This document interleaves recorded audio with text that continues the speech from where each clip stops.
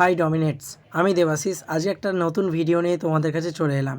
তো আজকে প্রোকে নিয়ে সকাল সকাল বেরিয়ে পড়লাম। আজকে ডাক্তারখানা যাচ্ছি, আর সেটা হচ্ছে কেন না মায়ের আজকে দাঁত তোলার আছে, তাই জন্য চলে এলাম এখানে। আর এসেই দেখলাম আমাদের এখানে কুকুরের চিকিৎসা হচ্ছে। ডাক্তার না আসায় কুকুরটা ক্লান্ত হয়ে প্রায় ঘুমিয়েই পড়েছে, দেখো।